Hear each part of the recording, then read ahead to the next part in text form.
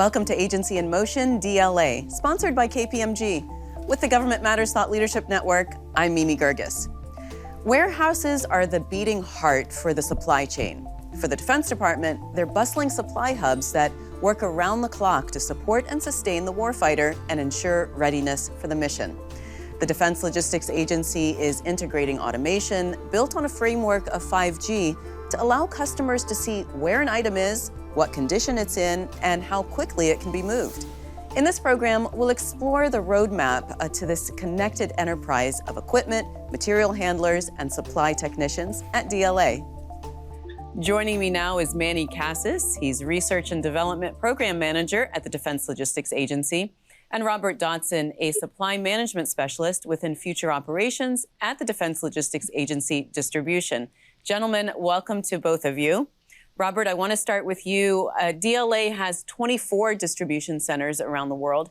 Can you start by telling us the current state of those centers and how automated they are today? Yeah, so actually it's a wide gamut of automation that's within those facilities. So you have some that are high producing facilities that have a fair amount of automation. A bulk of them are manual, though, with very little automation. And it's something we're looking over the next 4, 5, 6 years to increase and improve across the agency. And Robert, what are the most important objectives for DLA distribution centers that they're trying to achieve? And what are the current challenges of getting there? So actually, very good question. We prioritize how we want to go about automation. First being, how do we get a hold of our inventory and make that accuracy? So ultimately, auditability is the most important thing. So anything we can do to see our inventory real time or near real time will have long-lasting benefits, not only to DLA, but to the entire military services. The second thing is kind of seeing asset visibility, how we see material move around through the supply chain and that real-time visibility there. And then the third piece really is what we call the goods to person. It's bringing in that automation that makes life easier for the employees and gets them away from menial tasks that are so repetitive and actually get them to more valued work. And what would you say are the biggest challenges to reaching those objectives right now? Right now, I think the biggest challenge, is some of our Wi-Fi infrastructure it's outdated. We are attempting to do that, but looking at future technology and how we get better connectivity within the facility. Any automation we do requires a robust infrastructure, and that's kind of why we rely on this R&D to take those next steps beyond what Wi-Fi currently enables. So Manny, that's you. DLA has started to push towards 5G smart warehouses. But before we talk about solving, those connectivity issues that Robert brought up, why 5G? What capabilities does that new technology bring? Yes, that's a good question. So we're looking into the future from the R&D perspective and how we're going to ensure that DLA continues meeting its mission of sustaining warfighter readiness.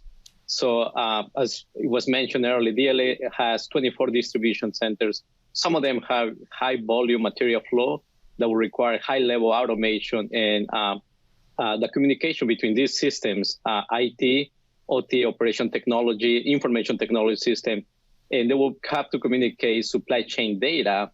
And when we're talking about the data evolution, now we're talking about all kinds of supply chain data, videos, PDF, images, etc., you name it. So 5G is going to be able to enable the data communication between these systems and provide better connectivity in these high volume warehouses to improve efficiencies on the 3 areas that Robert mentioned. So give us an overview of how a 5G smart warehouse would operate and how it would address current challenges. Yes, so we have established this 5G Smart Warehouse program, a system of systems. And we're looking into Industry 4.0 technologies such as robotics, AI, 5G, AR, sensor IoT, cybersecurity modeling simulation. To give you an example, we have performed feasibility studies in establishing a robotic arm, our DLA Distribution Center in San Joaquin, California. So it can optimize the business process by providing AI enabling this robotic arm to better sort material in the warehouse and for packaging of meals that a warfighter may need, for instance, in Iraq, Afghanistan. Okay. Same time, we have performed a prototype of augmented reality to improve the reconciliation inventory business process more efficiently. Currently, processes having a human sending into the warehouse, counting every single item in the shelf. So this takes a lot of resources, labor hours, time, and of course, incurs a lot of human error in data. So with AR, we plan to automate this in a more digital manner to facilitate the process. And Manny, you just used the term a system of systems. Explain that. Yes. So when we're looking at high-level automation warehouses, the 5G smart warehouses will compose of a system of systems. And why is a system of systems? Is because these systems will need to be communicated. They will have to communicate in order to transmit the supply chain data. And for that, they will require some level of integration between these systems. So in order to provide and optimize all three problem areas that Robert mentioned, this system will have to be communicated and be coordinated in the entire smart warehouse program. Robert, you had said that, in making employees more mobile, the big challenge is connectivity. In these very large warehouses, using Wi-Fi could be hit or miss.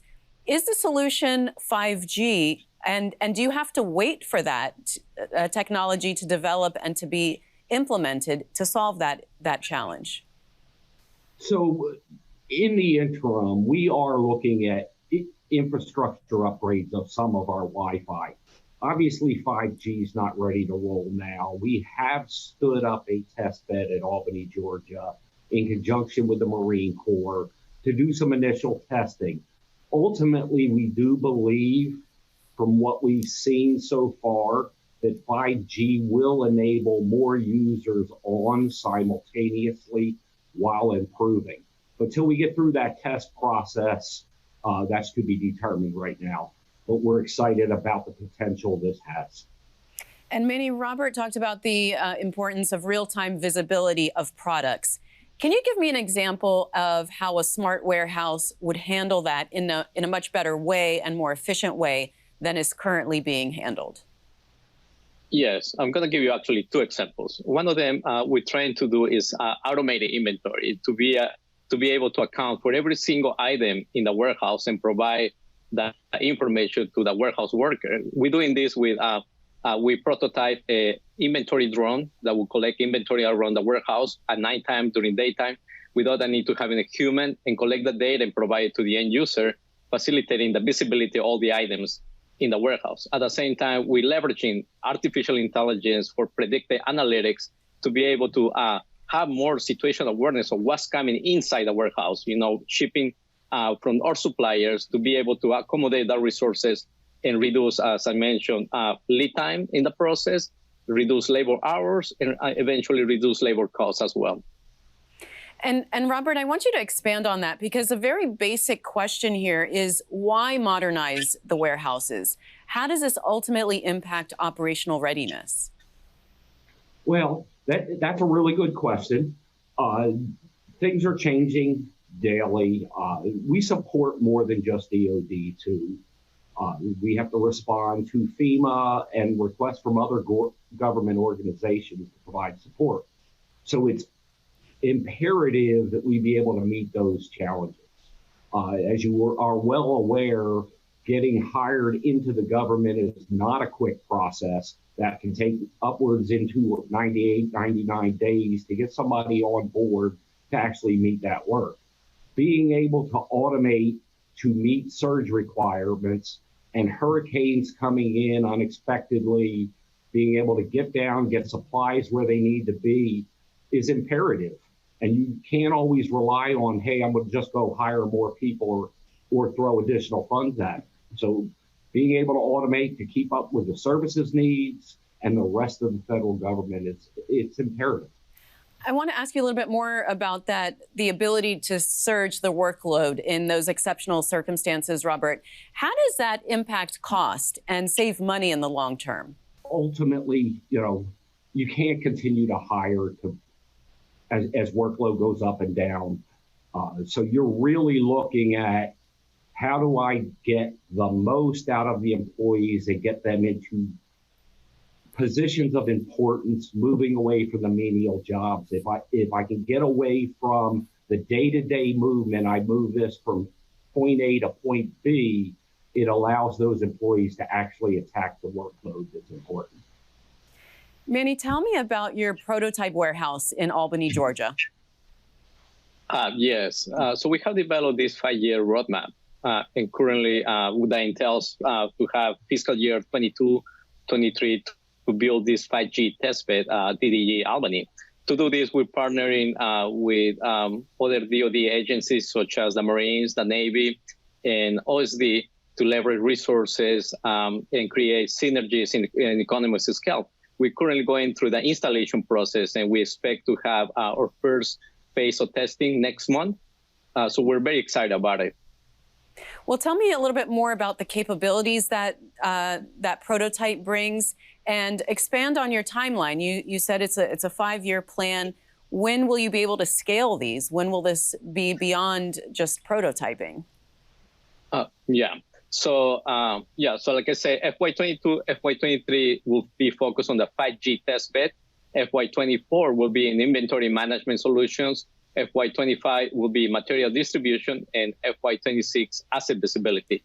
With that said, we'll try to infuse the DoD industrial base by integrating this 5G concept for prototypes. So these information technology systems, operation technology system will have to be 5G enabled as we're looking into the future and how warfighter requirements will look like. So by the end of the 5-year, we expect to have one 5G smart warehouse that we can replicate across our distribution centers.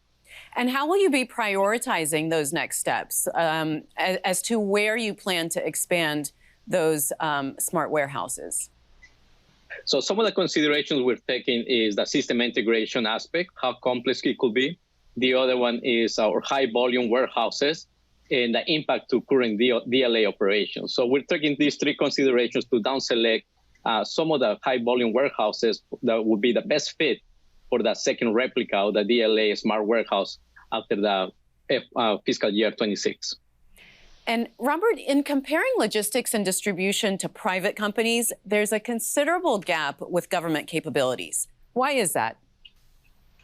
The biggest reason is what we do for a living. So we're here to support the federal government, specifically DoD and the military services.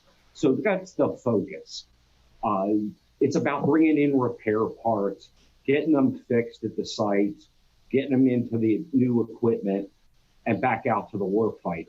So in a lot of cases, we do get material, especially after the drawdowns that occurred in Iraq and Afghanistan, with a large amount of equipment coming in to be repaired and refurbished. So material could sit there for a while. The commercial industry is a lot different. They're in the new products and moving it as fast as we can, as well as being able to take their infrastructure and their profits, I should say, back into their infrastructure. So Manny, what are your thoughts on that in attempting to close that capabilities gap with private companies when it comes to logistics and distribution?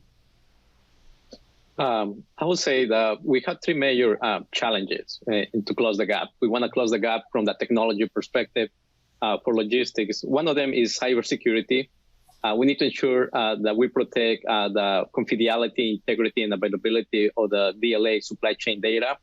We also want to make sure that we have good integration of these systems, as some of DLA requirements are very unique. So it's not easy as to plug and play what's in the commercial sector. So it may require some development and integration aspect, and that takes some time and expertise as well. And the other one is cost. DLA doesn't have the amount of cost that private industry may have. So That's a bigger challenge. So we're trying to partner with our DoD counterparts, such as the Marines, the Navy, obviously to leverage resources, create economies of scale, and create synergy. So that's very important for us. So the commercial sector has that advantage to them in compared to the government, in particular to DLA. And Manny, what would you say that you're really looking for from your industry partners that would make you more successful? Yeah, so that's a good question. So we're trying to infuse that DoD industrial base. So what we're looking for industry is to be more innovative, to think about national security when developing these innovative technology solutions, in particular with logistics and supply chain application, and be able to step up into the play to be able to really look at how they can help, in particular DLA, with these supply chain innovative technologies that could actually be integrated into DLA environment. And Robert, back to you. When talking about automation, can you give an actual example of how automation can be used to alleviate some of the menial tasks that employees are asked to do and use them for more advanced tasks? Oh, there's a multitude. So one of the big ones, I think, and obviously that's why it's first on our list, is getting after the inventory. Manny talked a little bit about using the drone and the pilot, and that's a perfect example. We've piloted a couple companies so far to check out the feasibility of their technology. I think being able to come in the morning and know what's on your shelf, whether it's right, what challenges you have, and be able to get after that day's workload instead of spending a lot of time out counting material. You could be out fixing problems or doing other workload. It really makes a huge difference to the services. And not to mention the enhanced job satisfaction for employees as well. Manny, can you tell me a little bit about augmented reality? You mentioned that as one of the possibilities that you're looking at and researching currently. Yes, that's a good example, in particular where you mentioned job satisfaction. So we prototype augmented reality to facilitate the business process for the end user, in this case, the warehouse worker, right? So we want to improve the quality of work of the warehouse. Instead of the worker going into the shelves, counting every single time, every single item on the shelf, and spending lots of time and going with a paper and pencil, which is the current process. We want to be more digitalized. So augmented reality not only automates the business process, but also supports the DLA strategy of digital transformation. So we want to provide that tool to the end user, so the end user is able to rely on a digital manner and collect the information in a digital manner rather than using pen and paper and spending lots of time sorting through the documentation when doing this type of task. And Manny, wrapping up here, I just want to ask you about the realm of possibility. Look into the future for us. What's out there that, how could this look, both in the short term and the long term? Yes. So in the short term, we're going to continue with our prototypes, keep doing the research and development, learning about these, in particular 5G capabilities, how that could provide better value to DLA. Same thing with the other technologies. But the bigger vision, and I'm very optimistic, at the end of the 5-year roadmap, I envision a DLA warehouse that is fully automated with state-of-the-art technology, and that it has improved DLA business with regard to inventory management, material distribution, and asset visibility. And not only that, be able to get end-user feedback with high customer satisfaction. All right. Well, Manny Casas and Robert Dodson, thanks to both of you so much for being on the program. Thank you. Agency in Motion, DLA, is sponsored by KPMG. Learn more at read.kpmg.us/modgov. Up next, we'll get the industry perspective on how the Defense Logistics Agency can best move towards fully digitized operations and distribution for real-time accountability. Joining me now is Chad Jones. He's Managing Director at KPMG. Chad, welcome to the program. Thank you, Mimi. Glad to be here. I want to first ask you about determining requirements for digital transformation. What's the best way to know Which warehouses should be fully digitized as opposed to maybe some digital upgrades? Great question, Mimi. One of the primary ways that we analyze this is we look across all 6 priorities of a warehouse, from receipt, storage, inventory, issue, shipping, and delivery, to determine what the key facets of that process embodies. And we look from there to determine what are the key requirements. Typically, it all centers around storage and inventory, and from there we progress outward. But I think also there's a component of the business side of the equation too, and understanding what the business metrics and KPIs for the organization is. And trying to blend both of those into this equation helps us formalize how we evaluate where do we digitize within the warehouse. In basic terms though, we do start with the processes. We understand how those processes move across the warehouse, but we also consider and in fact digitize the components of the human resources, the material handlers and the supply techs. So we create that one symbiotic movement within the warehouse itself. You know, in the previous segment, we talked about prototyping Yes. for a smart warehouse. At what point do you know that, hey, the prototyping testing phase is over, now it's time to expand, now it's time to move into production? So all of it revolves around some key metrics, and those key metrics are critical to us.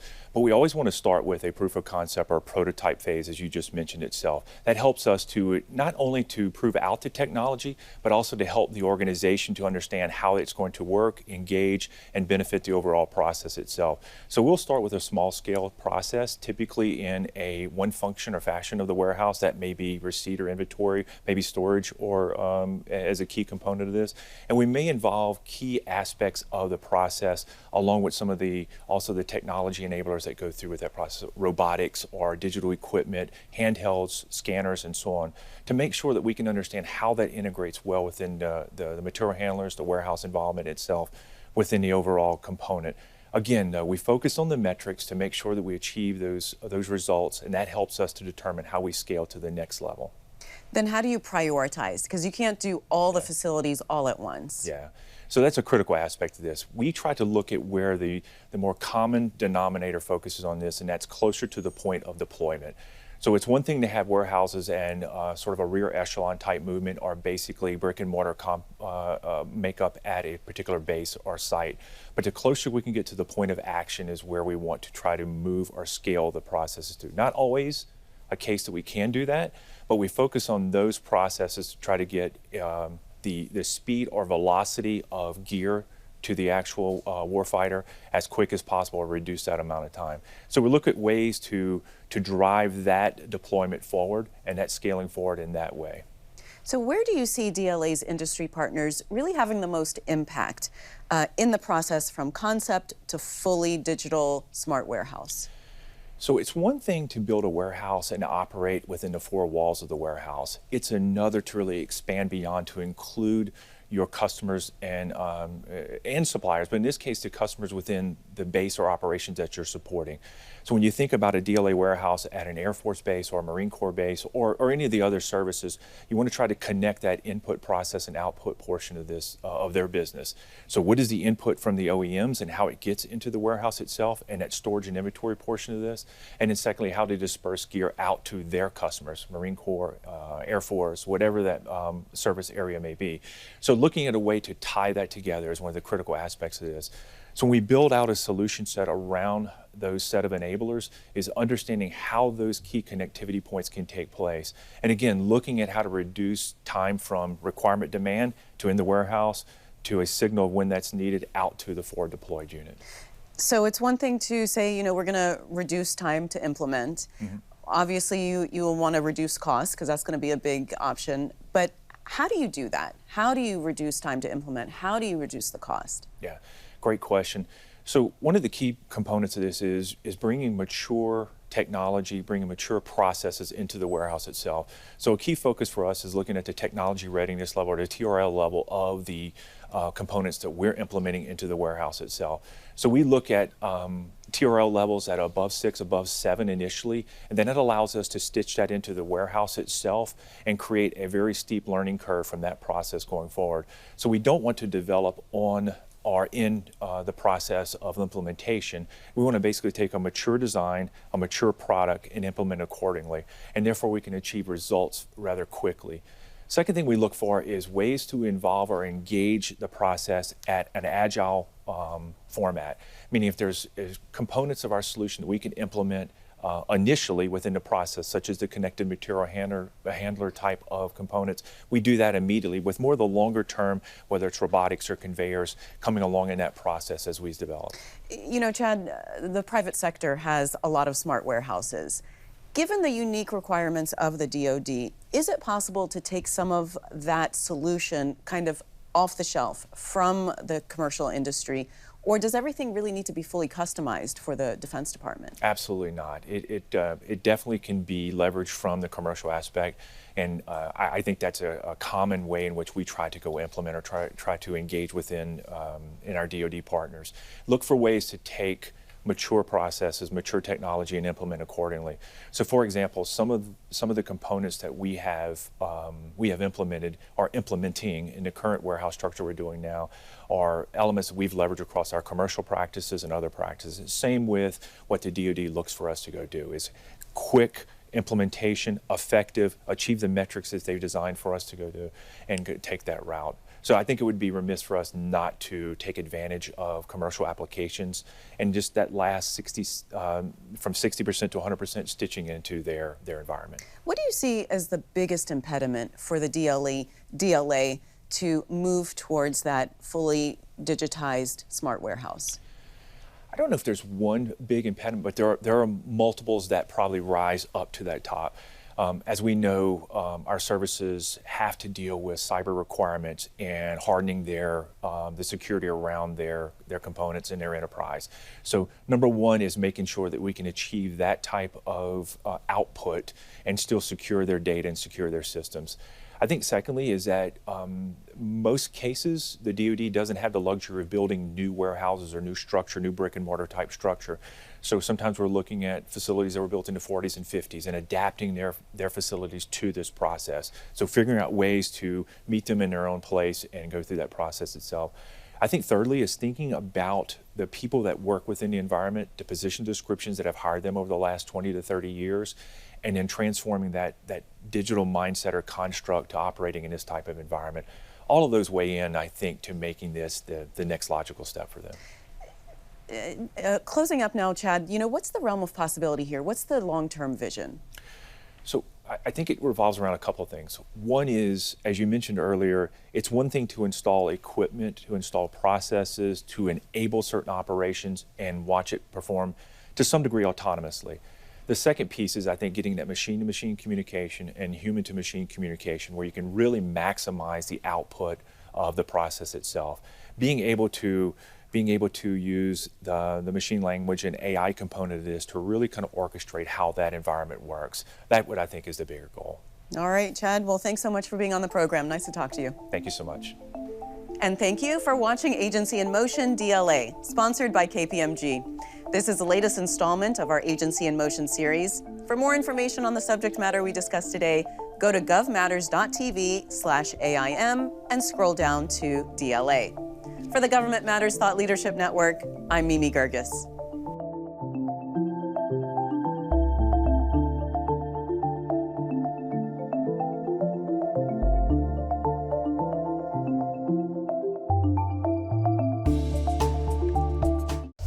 From Washington, D.C. and around the world, this is Government Matters.